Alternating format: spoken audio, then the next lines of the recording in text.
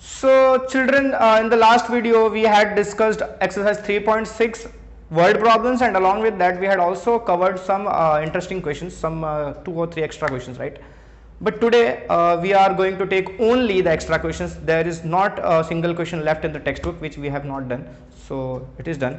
Now we are taking some extra interesting questions for today, and these questions are really concept boosters for you, which will be helpful for you in your board exams, right? So don't miss the questions. And one more important thing, that जिन्होंने basics लिया हुआ, right, those who are pursuing basic mathematics, आपके लिए last के 1-2 question इतने important नहीं, but starting के you can watch, right? So let's move to the question. Question है, पहला क्वेश्चन है, a man has some hens and cows. एक आदमी के पास कुछ मुर्गियां हैं और कुछ काउस हैं, कुछ गायें हैं.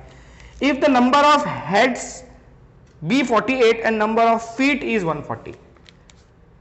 उस मतलब जो भी जानवर हैं सबका मिलाकर अगर वो हेड काउंट करता है, हेड्स गिनता है, तो कितने हेड्स मिलते हैं उसको? 48 मिलते हैं.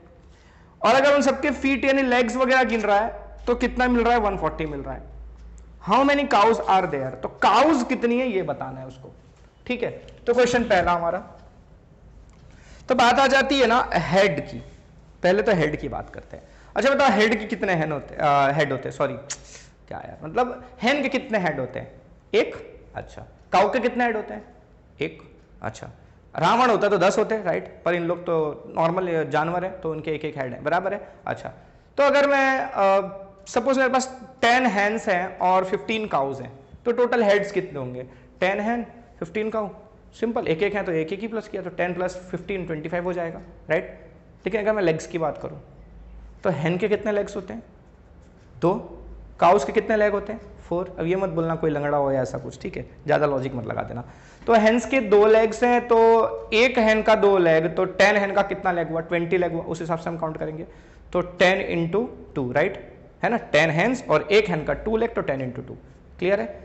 और फिर काउ का अगर 15 काउज हैं तो 15 इंटू 4, तो 60 लेग्स हो जाएंगे, राइट? तो इस तरह से हम कर सकते हैं. अच्छा, तो पहले सिंपल क्वेश्चन उठाते हैं अपन. लेट, क्या फाइंड करना अपन को? Number of cows and number of hens. अपने को हेन्स तो पता ही नहीं करना है, खाली काउज ही पता करना है. तो अपन लिखते हैं let the number of cows equal to x and the number of hens equal to y. Clear है? अच्छा, नंबर ऑफ हेड्स, ठीक है? टोटल हेड्स कितने होंगे? Heads of cows plus heads of हेन मिलाकर टोटल हेड, बराबर है? तो काउस के कितने हेड हुए भैया? तो हेड्स ऑफ काउस मतलब number of cows into number of head of each cow. अब ये मैं ऐसा क्यों लिख रहा हूं लंबा चौड़ा? समझ तो रहे होगे, बहुत लोग बोल रहे हैं यार सिंपल सा लिख देते, इतना लंबा चौड़ा ये सब लिखने के लिए होता है. भाई हर जगह काम आए, इस हिसाब से मैं लिख रहा हूं. अच्छा, अब हेड्स ऑफ हेन की बात करें तो नंबर ऑफ हेन्स, ठीक है, into number of heads of each hen, ठीक है? That is equal to total heads. अच्छा, कितने काउस थे? पता नहीं, क्या काउस ले लिया हमने? x, और एक काउ का हेड कितना होता है? 1, तो 1x plus y into 1 equal to total heads. Total head कितना दिया हुआ क्वेश्चन में? दिया हुआ है टोटल हेड्स इज 48. तो इसको मैं लिख सकता हूँ x plus y equals to 48. Simple है, ठीक है? पहला इक्वेशन बन गया मेरा. अब समझ गए अगर दूसरा इक्वेशन कैसे बनेगा? सेम इसी तरह बनेगा. तो मैं इस इक्वेशन को साइड में लिख लेता हूँ भाई, क्योंकि मेरे पास ये जगह नहीं, ज़्यादा जोश में आकर मैंने पूरा बोर्ड कवर कर दिया. तो पहला इक्वेशन है x plus y equals to 48. इसको मैं साइड में लिख लेता हूँ. इसको मिटा देते हैं. डस्टर कहाँ है? ओ या. अच्छा, अब बात आ जाती है लेग्स की. तो नंबर ऑफ, वो लेग्स कैसे बनेंगे? Number of hands into number of legs of each hand, है ना? तो ये टोटल हैंड्स का लेग मिल गया. मान लो 5 हैंड है और एक हैंड का 2 लेग है, तो 5 इंटू 2 10 लेग्स होंगे. तो वही नंबर ऑफ हैंड्स और एक हैंड का कितना लेग है वो दोनों मल्टीप्लाई करेंगे, तो यहाँ टोटल लेग्स हैंड की वजह से कितना लेग है वो पता चलेगा. फिर काउ की वजह से कितना लेग है वो चाहिए, तो number of cause into number of legs of each cow, है ना? Each cow. तो कितना होगा, ये सब लेग्स, ये काउ हेंस के लेग और ये काउस के लेग, सबको टोटल करेंगे तो कितना लेग मिल रहा था, टोटल लेग उसने काउंट किए थे कितने 140, यानी कि फीट, सॉरी यहाँ पर फीट लिखा हुआ है, अपन ने लेग लिखा हुआ है, फीट मतलब पंजे होते हैं, पता होगा सबको, ठीक है। अच्छा, तो हेंस कितनी है हमको नहीं पता, हमने एक्स लिया था, है ना, नहीं हमने काउस को एक्स लिया था, सॉरी काउस को लिया था हमने एक्स, और हेंस को क्या लिया था हमने वाई, तो वाई हेंस है और एक हेन के कितने फीट है 2, अच्छा, प्लस नंबर ऑफ काउस कितने लिए थे एक्स, और एक काउ के कितने फीट हैं 4 फीट है, यानी 4 लेग्स हैं, and that is equal to 140। तो यहाँ से बनेगा एक्स वाला आगे लिखूँ और ये वाला पीछे लिखूँ, चलो पहले ये ऐसे लिख लेते हैं 2y plus 4x equals to 140, और अगर एक्स वाई आगे लिखूँ तो x plus 4x plus 2y equals to 140, ये मेरा हो गया इक्वेशन नंबर 2, राइट। अच्छा, तो ये था मेरा इक्वेशन 1 और ये है मेरा इक्वेशन 2। तो सॉल्व कर लेंगे अगर 1 और 2 को, तो solving 1 and 2, x plus y equals to 48 and 4x plus 2y equals to 140, इसको सॉल्व कर लेंगे। अच्छा, अब बात आ जाती है कि जैसा पिछले जितने भी क्वेश्चंस थे अभी तक जितने भी हमने किए उसमें यही आता था कि पहले कोई भी अपन चाहे तो एलिमिनेट कर सकते हैं, x चाहे तो एलिमिनेट कर सकते हैं, y चाहे तो एलिमिनेट कर सकते हैं, अपनी मर्जी है।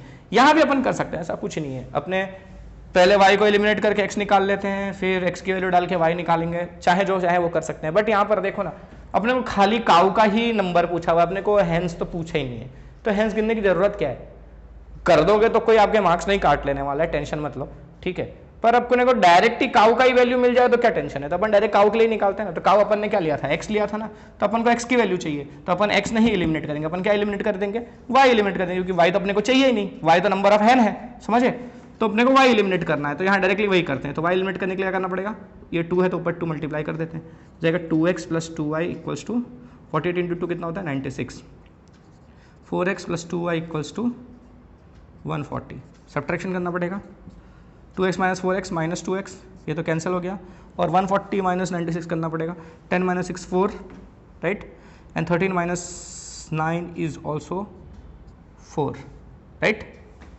पक्का। अच्छा, और ये माइनस में आएगा, कैंसिल हो गया, तो x इक्वल्स टू कितना आ गया हमारा, x आ गया 22, है ना 22, तो नंबर ऑफ काउस कितनी है 22 है, ये हमारा आंसर है, ठीक है, आंसर राइट भी है। चलो, तो समझ में आया, ये पक्का समझ में आया। क्वेश्चन नंबर 2 पे चलते हैं।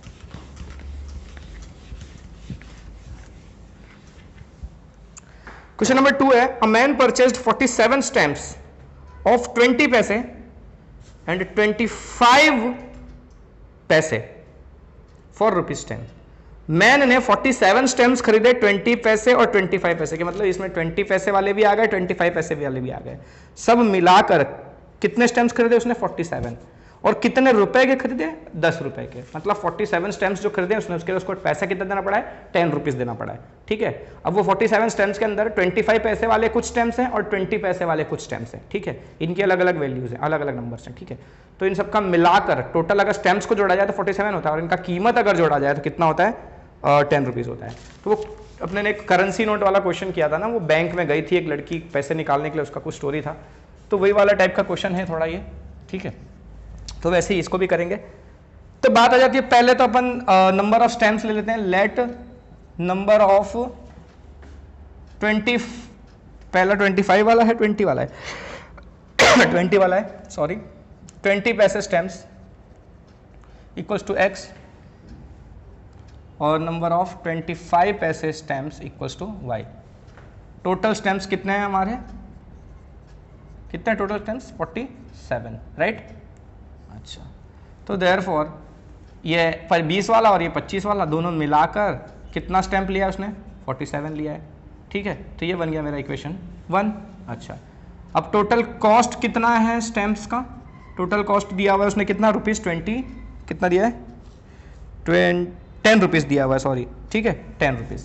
अच्छा, अब देखो यहाँ पर लिखते हैं टोटल कॉस्ट कैसे मिलेगा अपने को, टोटल कॉस्ट 10 तो दिया हुआ है, लेकिन अगर मैं स्टैम्प के हिसाब से निकालूं तो कितने स्टैम्प्स लिए हैं मैंने, 20 पैसे वाले x लिए हैं, राइट। तो एक स्टैम्प का 20 पैसा, ठीक है। तो x स्टैंप्स का कितना होगा 20 इंटू एक्स पैसा। हो रहा है क्या, मानते मेरी बात? 25 पैसे वाला एक स्टैंप है, और वैसे स्टैंप मैंने कितने लिए हैं, y स्टैंप्स लिए हैं।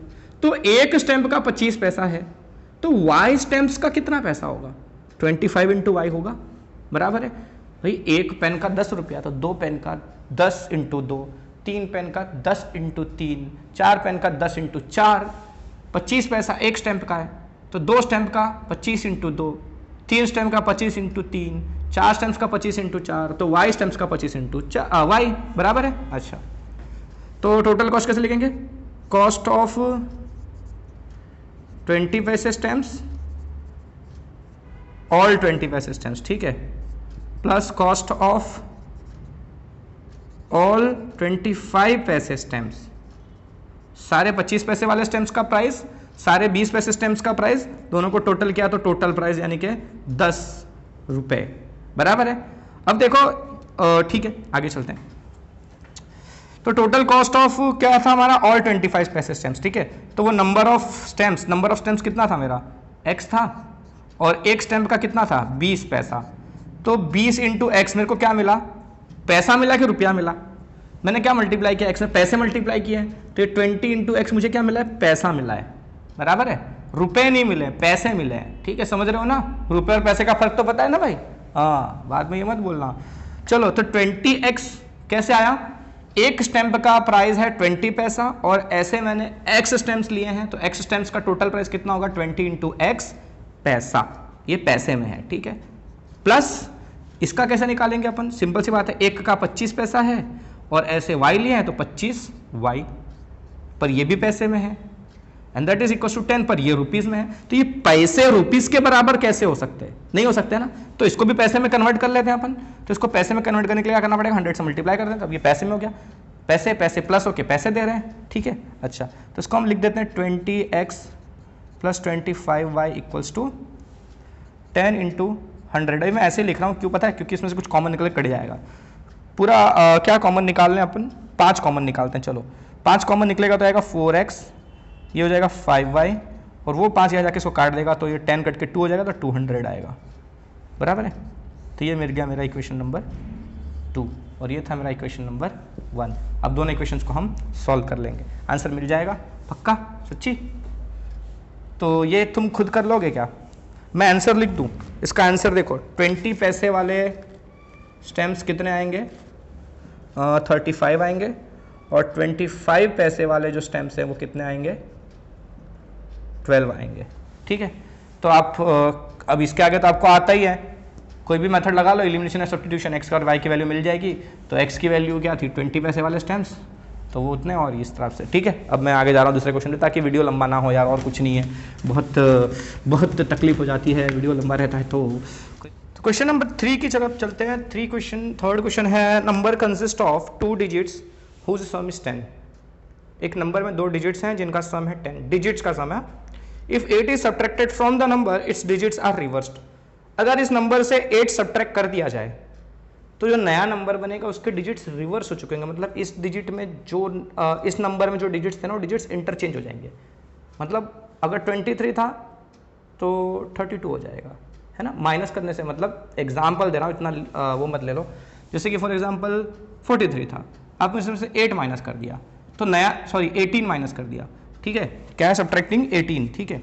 तो 43 में से 18 माइनस कर दिया, तो नया नंबर आपका कैसा बन जाएगा, मान लो 34 बन जाएगा। ऐसे ये तो होता नहीं है, बट एग्जाम्पल के तौर पर, तो डिजिट्स रिवर्स हो जाने वाले हैं, ऐसा बोला है क्वेश्चन में, ठीक है, कि जो नंबर है उसमें से आपने 18 माइनस किया, तो जो नया नंबर बनेगा वो डिजिट्स रिवर्स करके बन जाएगा, ऐसा कहने का मतलब है, ठीक है। तो अपने को जो डिजिट्स है वही एक्स और वाई ले लेना है, ठीक है। तो लेट द, और अपने को पता है इस तरह के क्वेश्चन जब आते हैं ना, डिजिट्स इंटरचेंज होते हैं ये सब वाले, तो उसमें अपन डिजिट्स को ही एक्स और वाई लेते हैं, और ये भी मेंशन करना पड़ता है कि टेंस प्लेस पर कौन सा है, यूनिट प्लेस पर कौन सा है, ताकि कंफ्यूजन ना हो। तो लेट द डिजिट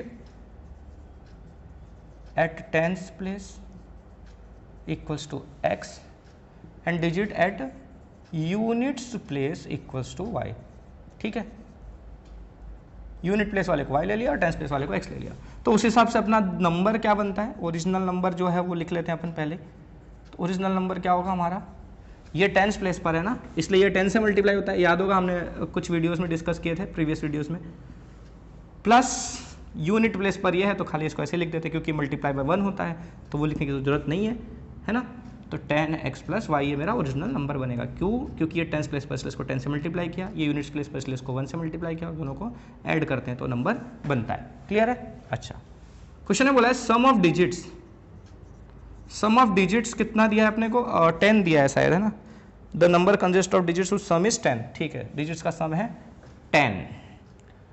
अब डिजिट्स का सम 10 है तो एक डिजिट ये है, एक डिजिट ये है, तो दोनों का सम कितना है भाई? 10 है। तो ये बन गया मेरा इक्वेशन 1। ठीक है, क्वेश्चन के सेकंड पार्ट में बोला है कि if 18 is subtracted from the number, अगर नंबर में से आपने 18 सब्ट्रैक्ट किया तो its digits are reversed. If 18 is subtracted from the number, digits are reversed. क्या मतलब इसका डिजिट्स आर रिवर्स्ड का? तो देखो नंबर क्या था मेरा ओरिजिनली? 10x प्लस वाई था, है ना। इसमें से अगर मैं 18 सब्ट्रैक्ट करूंगा तो नया नंबर जो बनेगा वो डिजिट्स रिवर्स करने से बनेगा। मतलब जो टेंस प्लेस पर था वो यूनिट प्लेस पर चला गया और जो यूनिट प्लेस पर था वो टेंस प्लेस पर आ जाएगा, ऐसा हो जाएगा। ठीक है, तो टेंस प्लेस पर कौन था? x था, वो कहां जाएगा? यूनिट्स प्लेस पर चला जाएगा। जो यूनिट प्लेस पर था y वो टेंस प्लेस पर आ गया, इसलिए अब ये नंबर बन जाएगा 10y प्लस x। क्लियर है? इसको अरेंज करके लिख दूं तो 10x प्लस वाई, वो इधर ले आते हैं minus 10y minus x equals to 18। तो उस हिसाब से इक्वेशन 2 को लिखूं सिस्टमेटिकली। 10x में से x गया तो बचा कितना? 9x, y minus 10y is minus 9y and that is equals to 18, right. So 9x minus 9y equals to 18, right. तो इसमें से अपन अगर 9 कॉमन ले लें तो बचेगा x माइनस वाई, और वो जाके उसको काट देगा तो हो जाएगा 2। तो this is equation number 2। So 1 and 2 अब आसानी से सॉल्व कर सकते हो आप। चलो मैं कर ही देता हूँ। तो x plus y equals to 10 है, x minus y equals to 2 हैं। सर बहुत होशियार हो, है छोटा सा कैलकुलेशन आया तो कर रहे हो, कोई बात नहीं। दोनों को ऐड कर लेते हैं तो ये कट जाएगा, ये हो जाएगा 2x equals to 12। So x equals हो जाएगा कितना? 6। x मिल गया 6, तो किसी में भी डाल देते हैं अपन, सपोज में डाल देते हैं तो 6। चलो लिखना तो पड़ेगा ना भाई। Putting x equals to 6 in 2, तो 6 माइनस वाई इक्वल्स टू 2, वाई वहाँ जाएगा 6 माइनस वाई 6 माइनस 2 हो जाएगा 4, यानी वाई इक्वल्स टू आ गया कितना? 4। तो वो नंबर कितना है हमारा ओरिजिनली? नंबर कितना था हमारा? 10x प्लस वाई था ना। पूछा क्या था वैसे क्वेश्चन में? फाइंड द नंबर, यही बोला है ना। तो नंबर क्या हो जाएगा? 10x प्लस वाई था ना, therefore the number equals to 10x plus y. तो 10 इंटू एक्स कितना है हमारा? 6 प्लस वाई यानी कि 64 हो गया नंबर। ठीक है, अब देख लो डिजिट रिवर्स करके सेट होता है कि नहीं होता है। 64 बोला था कि अगर ओरिजिनल में से आप 18 माइनस करो तो नया नंबर डिजिट रिवर्स करने वाला बनता है। तो चलो 14 माइनस 8 कितना होता है?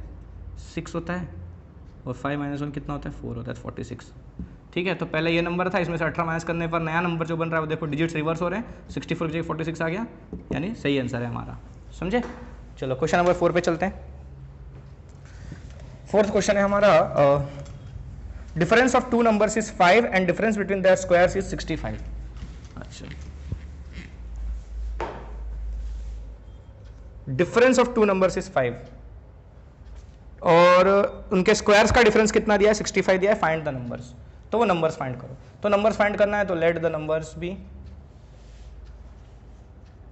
x and y। एक नंबर x हो गया, एक नंबर मेरा y हो गया। ठीक है, सब इसके पीछे नंबर वाला क्वेश्चन क्या था? उसमें डिजिट्स की बात हुई थी, डिजिट्स को हमने x और y लिया था, राइट। यहाँ हम नंबर्स को x y ले रहे हैं क्योंकि यहाँ पर इंटरचेंज वाला झंझट नहीं है, तो नंबर्स को x और y ले रहे हैं। ठीक है, तो डिफरेंस ऑफ द नंबर्स कितना दिया है हमको? बोला है difference of the numbers is 5, right. So difference मतलब माइनस ना, तो x minus y equals to 5। अब मैंने ना यहाँ पर ये भी ले लिया है कि x is greater than y है। ठीक है, ये भी एज्यूम कर लिया है, तभी मैंने x minus y equals to 5 लिखा है, राइट। और अगर मैं y बढ़ा देता तो y minus x equals to 5 लेता। ठीक है, और मैंने क्लियरली मेंशन नहीं किया है तो कंफ्यूजन हो सकता है, इसलिए क्लियरली मेंशन पहले ही कर लेने का। जब ऐसा सब्ट्रैक्शन आए ना तो क्लियर कर लेने का भाई। आप अपनी मर्जी से पहले ही डिसाइड कर लो कि आपको कौन सा नंबर बढ़ा लेना है, x को बढ़ा लेना है, y को बढ़ा लेना है। अच्छा, अगर आप y को बढ़ा ले रहे थे तो y minus x equals to 5 लिखो, और अगर x माइनस वाई ही लिखा है तो x माइनस वाई को माइनस 5 लिख लो, आपकी मर्जी, ठीक है। चलो अब आता है दूसरा, क्या बोला, उनके स्क्वायर्स का डिफरेंस है 65। डिफरेंस यहाँ देयरफॉर कहाँ फुकट में लगा दिया, difference of squares equals to 65, difference is 65, ठीक है। तो डिफरेंस ऑफ स्क्वायर्स, राइट, तो x का स्क्वायर माइनस y का स्क्वायर, स्क्वायर्स का डिफरेंस कितना है हमारा 65 है। तो बोले यार ये क्या गड़बड़ आ गई, अब तक तो लीनियर इक्वेशन चल रहा था, क्वाड्रेटिक वाला कहाँ से आ गया। टेंशन नहीं लेने का बच्चा, टेंशन नहीं लेने का, ठीक है, इसको सॉल्व करेंगे। देख के पता चल रहा है बहुत लोगों को तो दिमाग में आ गया होगा आइडिया कि कैसे करना है। तो x square minus y square है, ठीक है, इसको मैं x minus y x plus y equals to 65 लिख सकता हूँ क्या, a square minus b square a minus b a plus b है, ठीक है, और x माइनस वाई की वैल्यू मेरे पास कितनी है 5 है, तो यहाँ डाल देते हैं 5 into x plus y equals to 65, ये 5 वहाँ जाके कट कर देगा 65 को, तो x प्लस वाई क्वेश्चन कितना आ गया 13। This is equation number 2, so this is not 2, समझे। अब बन गया लीनियर इक्वेशन, आसान है। तो अब भाई निकाल लो x और y की वैल्यू सॉल्व कर लो, तुम्हारी मर्जी, तुमको करना है, अब मैं नहीं कर रहा, ठीक है। आंसर बता देता हूँ, 9 और 4 आएगा आंसर, एक आएगा 9 और एक आएगा 4, मतलब x आएगा 9 और y आएगा 4, ठीक है। बहुत ईजी था, खाली वही कॉन्सेप्ट था समझने जैसा, x square minus y square वाला। क्वेश्चन नंबर 5 है, a chemist has one solution containing 50% acid and a second solution containing 25% acid.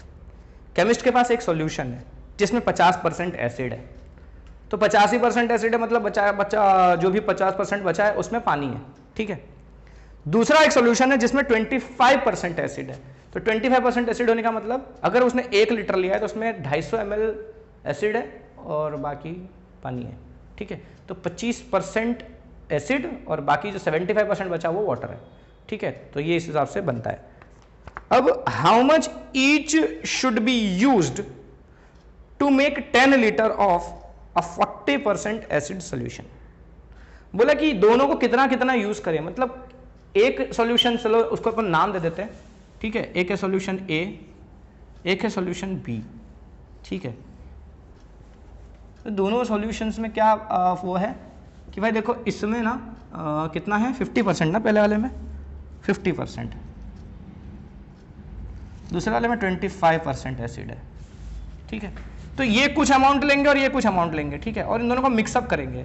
Mix करके जो नया सॉल्यूशन बन रहा है ना उसका कॉन्सेंट्रेशन कितना है हमारा 40 कितना था 40%, राइट, और टोटल कॉम्पोजिशन है 10 litre.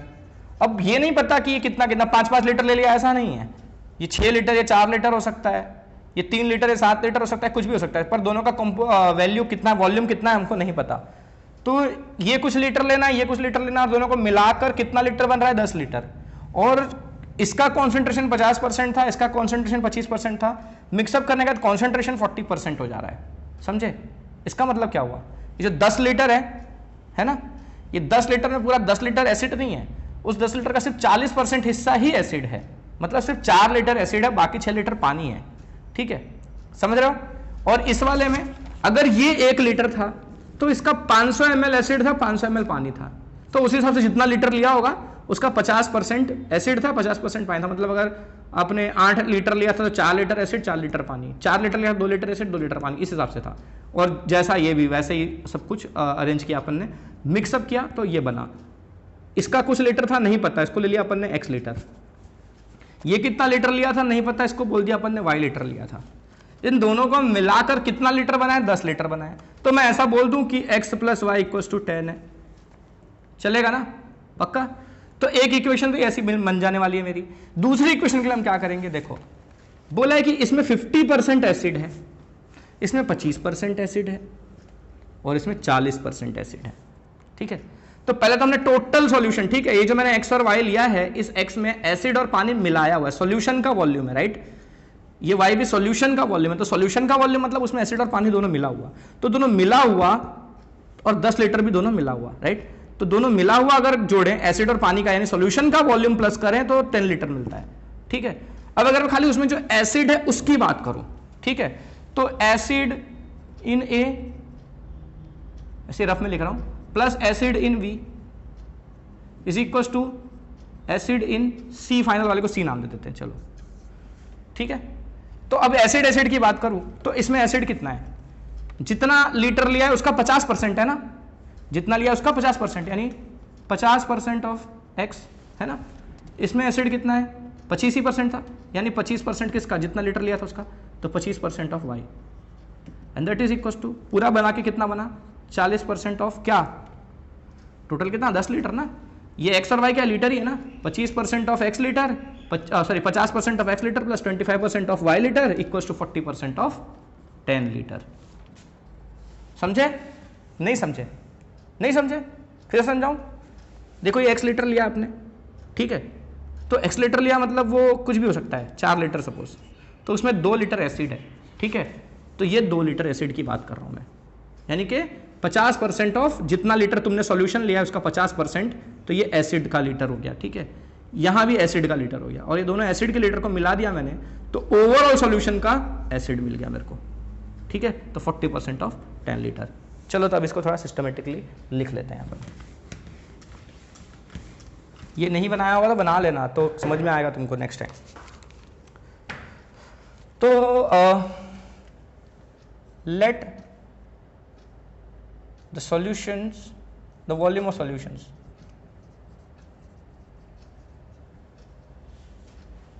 Solutions A and B अपने हिसाब से ले लेते हैं, solution A and B x and y litres, ठीक है, रेस्पेक्टिवली। मान लिया ए वाला सॉल्यूशन एक्स लीटर लिया है और वाई वाला सॉल्यूशन, सॉरी बी वाला सॉल्यूशन वाई लीटर लिया हुआ है, ठीक है। टोटल सॉल्यूशन अपना कितना है, 10 लीटर्स है ना, सबको मिक्स करके 10 लीटर बना, तो x litre plus y litre मिलाकर कितना बना, 10 लीटर। यहाँ तक तो सबको बड़ी आसानी से समझ में आ गया होगा, है ना। चलो 1, इक्वेशन 1 बन गई। मार्कर थोड़ा ढीला डाला हो रहा है।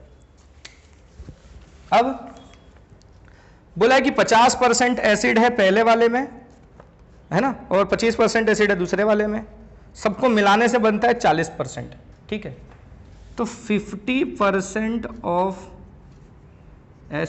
सॉल्यूशन ए प्लस 25 है ना दूसरा वाला, 25% of solution B is equal to 40% of solution, कौन सा, सॉल्यूशन सी, ठीक है। ए बी एक्स वाई और दूसरा वाला सी जिसमें 10 लीटर है, ठीक है। तो सॉल्यूशन ए का 50% क्या है, ये एसिड इन ए में जितना एसिड प्रेजेंट है, 25% ऑफ सॉल्यूशन बी मतलब एसिड इन बी में जितना एसिड है, और ये है एसिड इन सी। समझ रहे हो। अब मैंने पहले क्या किया था, मैंने टोटल वॉल्यूम को प्लस किया, 10 लीटर आया, अब मैं एसिड एसिड जोड़ रहा हूं, ठीक है। तो 50% सॉल्यूशन ए का क्या देता है मेरे को, ए में कितना एसिड है वो देता है, 25% सॉल्यूशन बी का मेरे को क्या देता है, बी में कितना एसिड है, और 40% सी का क्या देता है कि सी में कितना एसिड है, ठीक है। तो ये कैसे निकालेंगे अपन, 50% ऑफ सॉल्यूशन ए, सॉल्यूशन ए कितना लीटर है, एक्स लीटर है, तो 50x अपॉन 100, समझ रहे हो। लीटर में कैसे कन्वर्ट करेंगे, परसेंटेज को नंबर में कन्वर्ट करना आता है कि नहीं आता है। अरे मान लो आपके 40% आए हैं, ठीक है, कितने मार्क्स का पेपर था, 500 मार्क्स का पेपर था, ठीक है, आपके 40% आए हैं, तो आपके मार्क्स कितने आए हैं, कैसे पता चलता है। परसेंटेज को नंबर में कन्वर्ट करने के लिए क्या करते हैं, परसेंटेज इंटू जिसके ऊपर परसेंटेज निकाला है वो डिवाइड बाय 100 नीचे आता है ना। और वही अगर नंबर दिया है परसेंटेज निकालना है तो उल्टा कर देते हैं, 100 ऊपर आ जाता है, टोटल नीचे आ जाता है। समझ में आ रहा है ना। परसेंटेज को नंबर में कन्वर्ट करना आता है कि नहीं आता है, percentage into total divide by 100। तो आप किसका परसेंटेज चेक कर रहे थे, सॉल्यूशन ए का परसेंटेज चेक कर रहे थे, तो 50% इंटू किसका, ए का, यानी ए कितना वॉल्यूम है, ए का वॉल्यूम है x लीटर, तो 50 इंटू एक्स डिवाइड बाई 100, तो ये नंबर में यानी कि लीटर में कन्वर्ट हो गया। ये किस में कन्वर्ट हुआ है, अभी लीटर में कन्वर्ट हुआ है। इसको क्या करेंगे अपन, 25 इसका वॉल्यूम y है डिवाइड बाई 100, तो ये लीटर में कन्वर्ट हो गया, समझे। 50% ऑफ सोल्यूशन है तो 50x/100, तो ये लीटर में मिल गया एसिड, ए में कितना एसिड है ये मिल गया, बी में कितना एसिड है, and that is equals to 40/100। यहाँ क्या लिखेंगे अपन, सॉल्यूशन सी का कितना वॉल्यूम था 10 लीटर ना, तो ये भी लीटर में मिल गया, समझे। तो 10 लीटर का 40% एसिड, y लीटर का 25% एसिड और x लीटर का 50% एसिड। तो x लीटर का 50% एसिड और y लीटर का 25% एसिड को प्लस करते हैं तो 10 लीटर का 40% एसिड मिलता है। 100 नीचे कैंसिल हो जाएगा तो बनेगा कितना 50x + 25y = 400। अगर इसमें कुछ कॉमन वॉमन निकल के कट पिट रहा है तो काट देते हैं, इसको मिटा देते हैं।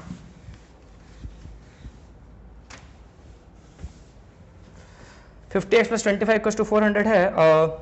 मुझे लग रहा है ना डायरेक्ट 25 ही कॉमन ले लेता हूँ मैं, क्या बोलते हो। तो 25 यहाँ से उड़ाया तो बचा कितना 2x प्लस यहाँ से 25 चला गया तो बचा y, and that is equal to 400। तो 400 वो जो 25 यहाँ से कॉमन लिया वहाँ जाकर डिवाइड कर देंगे 400 को, तो 25 को 400 से डिवाइड करेंगे तो कितना आता है 25 4 सार 100 आता है तो 16 सार आएगा। तो ये मिल गया मेरे को इक्वेशन नंबर 2 और ये एक मेरा इक्वेशन 1। अब तो आसान है, सॉल्व कर लेंगे अपन। x + y = 10 है, 2x + y = 16 है। चलो कोई एक एलिमिनेट कर लेते हैं, y को एलिमिनेट कर लेते हैं, कुछ करने की जरूरत ही नहीं, खाली माइनस कर देना है। तो x - 2x कितना आएगा -x, है ना, ये कट गया। 10 - 16 आएगा कितना -6, कट गया तो x = आया कितना 6। x मिल गया 6 तो कहीं भी डाल देते हैं तो y की वैल्यू मिल जाएगी। चलो 2 में डाल देते हैं, पुटिंग इन 2 तो क्या होगा 2 × 6 + y = 16, तो 12 + y = 16, सो y = कितना आ गया 4।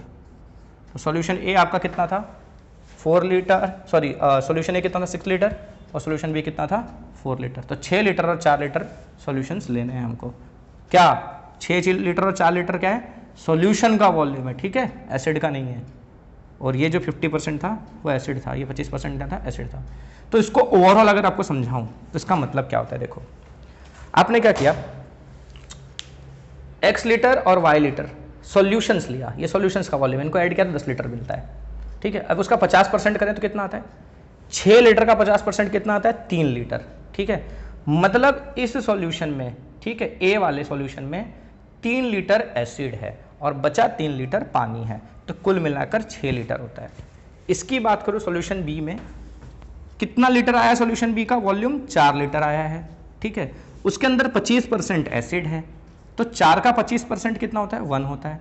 तो इसमें 1 लीटर एसिड है और बचा हुआ 3 लीटर क्या है पानी है, तो कुल मिला के कितना बनता है 4 लीटर, ठीक है। तो ये टोटल 6 लीटर और टोटल 4 लीटर मिला के 10 लीटर बनता है, ओके। और अगर मैं एसिड की बात करूं तो इसमें कितना लीटर एसिड आया था 6 का 50% यानी 3 लीटर आया था, प्लस यहां पर 1 लीटर एसिड आया था, यानी 4 लीटर एसिड आया था, है ना। अब वही टोटल के हिसाब से चेक करते हैं अपन। 40% ऑफ सॉल्यूशन सी, है ना, सॉल्यूशन सी का लीटर कितना था 10 लीटर था, है ना, और उस 10 लीटर का 40% हिस्सा एसिड था मेरा, है ना। तो 10 × 40/100 कर देते हैं, काट लेते हैं, कितना आता है 4 लीटर आता है। मतलब सॉल्यूशन सी में 4 लीटर एसिड है ना, वही 4 लीटर एसिड था, है ना। ए का 3 लीटर और बी का 1 लीटर मिलाकर 4 लीटर एसिड बनता है ना। तो फाइनली जो डब्बा तुमने बड़ा वाला भरा था उसमें 4 लीटर एसिड था, वही आंसर आ रहा है, ठीक है। मतलब हमारा आंसर करेक्ट है, ठीक है। तो फिलहाल आज इतना ही, बाकी लेके बहुत जल्द मिलेंगे, तब तक के लिए बाय बाय।